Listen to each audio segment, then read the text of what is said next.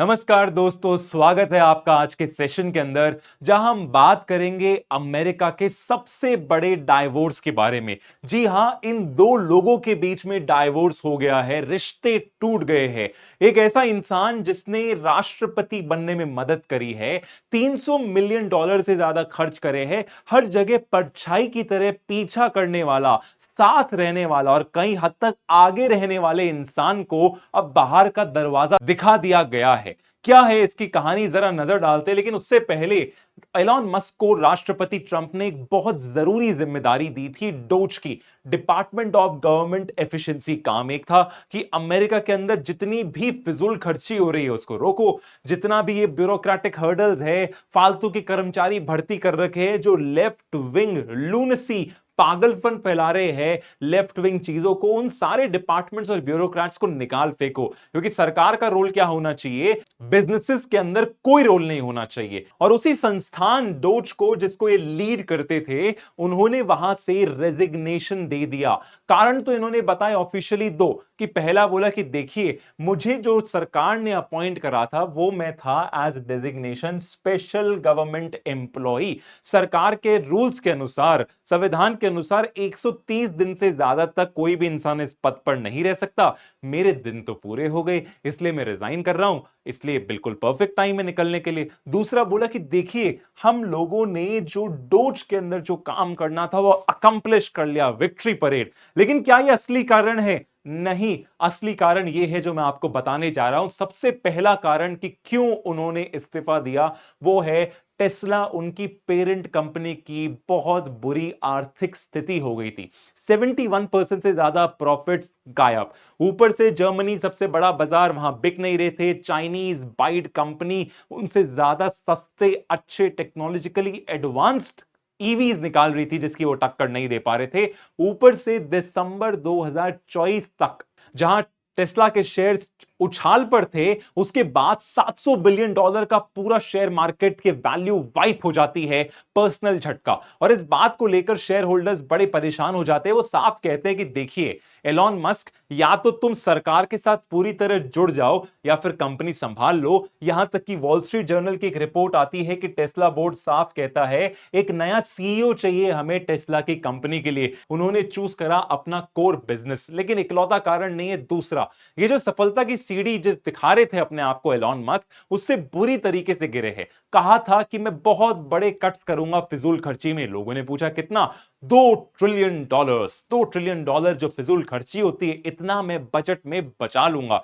आम लोगों के लिए काम आएगा, अमेरिकन के लिए काम आएगा। विदेशों में क्यों बांटे पैसा? लेकिन सच्चाई क्या, बचे कितने? सिर्फ और सिर्फ 160 बिलियन पूरे के पूरी सेविंग्स हुई। कहां 2 ट्रिलियन का टारगेट, कहां 160 बिलियन का टारगेट। इसका मतलब फेल हो चुके। कारण नंबर तीसरा, कि असलियत के अंदर डोज को पता ही नहीं था कि उन्हें कैसे प्रोसीड करना है। जो भी उनके दिमाग में आए वो ही काम करते रह गए। उन्हें दिखा कि ये चीज खराब है मन मुताबिक, तो उन्होंने उसको डिस्ट्रॉय कर दिया। हजारों एम्प्लॉयज को बाहर निकाल लिया। उनके लिए एक ही दुश्मन बन गया, एलॉन मस्क। इसको सत्ता से हटाओ ताकि हमारी नौकरियां बच सके। ऊपर से उन्होंने बहुत बड़ा नुकसान यूएसए की पावर का ही कर दिया। क्योंकि यूएसए दुनिया में ऐसे कई चैनल्स फंड कर रहा था, जैसे कि रेडियो फ्री लिबर्टी, जैसे कि वॉइस ऑफ अमेरिका, जिससे ऐसी जगह सोवियत यूनियन के जो पुराने सदस्य थे, रूस था और चीन जैसे देशों के अंदर भी इसने बहुत महत्वपूर्ण रोल प्ले करा था डेमोक्रेसी फैलाने के अंदर,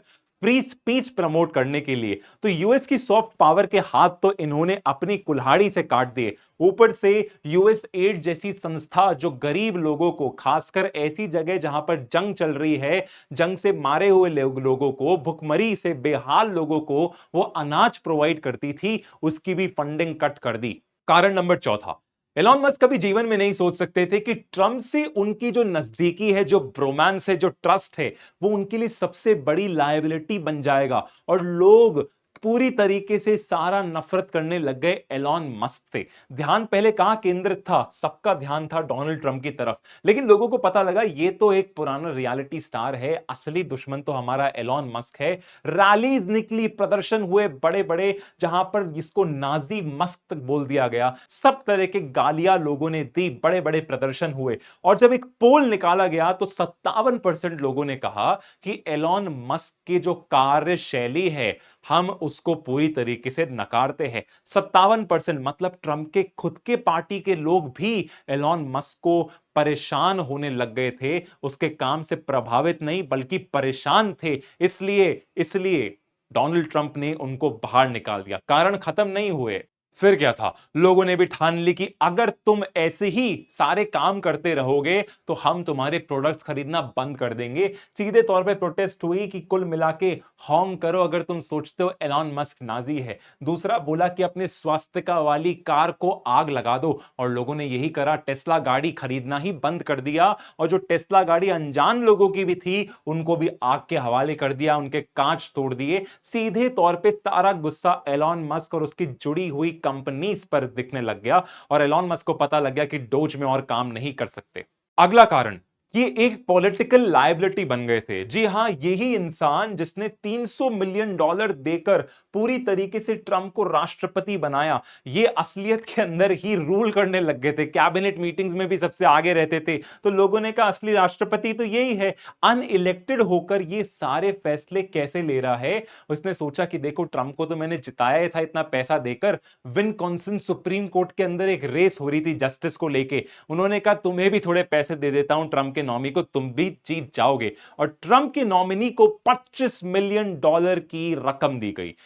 सेनेटर्स डेमोक्रेट्स के, उन्होंने पकड़ा इस बात को और खूब भुनाया कि देखो तुम्हारे वोट की कीमत नहीं है, डेमोक्रेसी के अंदर पैसा चलता है, हरा दो। एक ऐसी सीट जहां पर रिपब्लिकन ट्रंप की पार्टी सुरक्षित थी, जीतने वाली थी, वहां से उनका सुपड़ा साफ हो गया। लोगों ने पूरी तरीके से रिजेक्ट कर दिया, ट्रंप को नहीं एलॉन मस्क को। बहुत बड़ी पॉलिटिकल लायबिलिटी साबित हो गए। ट्रंप ने कहा कि भैया गड़बड़ है, छुटकारा पाना पड़ेगा, क्योंकि लोगों के बीच में धारणा फैल चुकी थी कि एक ओलिगार्की हम लोग बनते जा रहे हैं, जहां पर सिर्फ अमीर व्यक्ति ही रूस की तरह इस देश को चलाएंगे, हम ऐसा नहीं होने देंगे। जवाब दिया बैलेट से, रिजेक्ट कर दिया ट्रंप को और एलॉन मस्क को। कारण नंबर 6, आपस में ही ट्रंप के एडमिनिस्ट्रेशन के लोगों से ही भिड़ गए थे।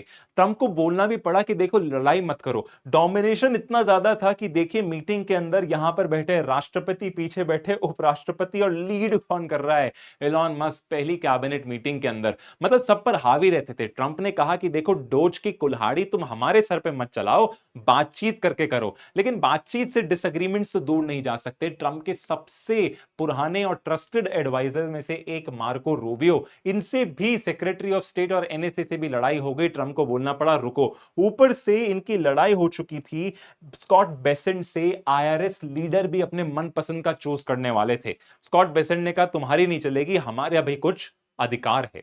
और बड़ी बात तो तब आती है जो ट्रंप की मेजर पॉलिसी, जो उनकी बेडरॉक इकोनॉमिक पॉलिसी है, टैरिफ, पूरी दुनिया में आग लगाने वाली पॉलिसी का विरोध करते हैं। सीधे तौर पे कहते हैं कि देखिए एकदम से ये जो बड़े टैरिफ्स जो आ जाते हैं मैं इनका समर्थन नहीं करता। और साथ में पीटर नवारो, जिसने पूरे टैरिफ की रेट वगैरह लिखी थी, उनके ट्रस्टेड सिपह सलाहकार को क्या कहते हैं कि ये महामूर्ख आदमी है। मतलब फ्रिक्शन बढ़ता जा रहा था ट्रंप के एडमिनिस्ट्रेशन और एलॉन मस्क के बीच में। और final nail in the coffin, मतलब आखिरी काम जिन्होंने उनका कंफर्म ही कर दिया कि आप यहां से निकल रहे हो, वो ट्रंप के बिग ब्यूटीफुल बिल को क्रिटिसाइज करते हैं। कहते हैं कि मैं डिसअपॉइंटेड हुआ हूं कि राष्ट्रपति ट्रंप ने बिल पास करा है। कि एक जगह तो उन्होंने मेरे को डोज में लगा रखा है कि तुम पैसा कट करो, यूएस के अंदर फालतू का कर्जा हो रहा है, ऊपर से तुम इस स्पेंडिंग और टैक्स कट के थ्रू 4 ट्रिलियन से ज्यादा कर्जा हमारे देश पर चढ़ा रहे हो। इस बात का उनको काफी ज्यादा गम था, और ट्रंप ने कहा बस तुम्हारा टाइम अप, दरवाजा निकल जाओ। लेकिन इतना ही नहीं, कई और कॉन्स्पिरेसी थ्योरीज भी आती है। ज्यादा इसके पीछे सबूत नहीं है, लेकिन लोगों ने अपनी राय रखी है। कहते हैं कि डोज एक पब्लिसिटी स्टंट था और मस्क की जो एग्जिट है आज की हमेशा के लिए प्लान थी। वो कह रहे हैं कि देखो ये ट्रंप का एक झूठा वादा था कि हम देश में ये कर देंगे, वो कर देंगे, क्रांति ले आएंगे, सत्ता के अंदर तो आ गए, लेकिन पता था ये पॉसिबल नहीं है। ये उसी तरीके से जैसे ट्रंप ने प्रॉमिस करा है कि 24 घंटे के अंदर हम पूरा का पूरा युद्ध रुकवा देंगे। रुकवाया क्या? लेकिन बस प्रॉमिस प्रॉमिस है। ये भी एक झूठा प्रॉमिस था जो पूरी दुनिया ने देख लिया। इसके अलावा वो कहते हैं कि आखिरकार मस्क ने तो बेचारे ने बहुत कोशिश करी, लेकिन ये जो डीप स्टेट है ना, मतलब ब्यूरोक्रेट्स है, उनके अंदर नेता है, इन्हीं लोगों ने मस्क को बेसिकली रिफॉर्म्स नहीं करने दिए। इन्हीं लोगों ने अड़चने पैदा करी, ट्रंप के कान भर दिए एलॉन मस्क और उसकी डोज सरकार के खिलाफ, और बोला कि सर इसको बाहर दिखाओ, क्योंकि धीरे धीरे इन ब्यूरोक्रेट्स का नंबर भी आने वाला था। अब अगली कुल्हाड़ी इनके ऊपर भी चलने वाली थी। इससे पहले ही इन्होंने इसको निकाल दिया कि और ज्यादा ये एक्सपोज नहीं हो सकते थे। तो फिर डोज का क्या होगा? देखिए, असलियत के अंदर उन्होंने रेजिग्नेशन दिया है, लेकिन साफ तौर पे कहा है कि मैं एक शिफ्ट ले रहा हूं। अभी मैं पहले पूरी तरीके से इन्वॉल्व था, लेकिन अब मैं हफ्ते में एक दो बार इस तरीके से ही डोज के अंदर इन्वॉल्व रहूंगा। मतलब ये जो मिशन है ये चलता रहेगा। मैंने अपने लोग यहां पर अपॉइंट कर रखे हैं जो इस पूरे मिशन को, इस फेडरल स्पेंडिंग को पूरी तरीके से कंट्रोल करेंगे, ब्यूरोक्रेसी को काटेंगे, रेड टेपिज्म को एलिमिनेट करेंगे। ये सारे काम, ये विजन आज भी चलेगा और चलता रहेगा, रुकेगा नहीं। बस मैं दो कदम पीछे ले रहा हूं ताकि मैं मेरी कंपनीज के अंदर पूरी तरीके से ध्यान लगाकर काम कर सकूं। आखिरकार उन्होंने बैलेंसिंग की कोशिश करी है कि एडवाइजरी रोल के अंदर अब वो ज्यादा दिखाई देंगे, पर्दे के पीछे काम करेंगे। लेकिन बहुत सारे विश्लेषकों को ये पहले ही लग रहा था कि डाइवोर्स तो बहुत जल्दी इनका होने वाला है, क्योंकि दोनों पर्सनालिटीज ही बहुत ज्यादा अलग है, डोमिनेट करने वाली है, एक दूसरे की सुनने नहीं वाली। फाइनल क्लैश होता है और दोनों अपने अपने रास्ते पे चले ही जाते हैं। अगर आज का एक्सप्लेनेशन आपको अच्छा लगा तो please like, share and subscribe the channel.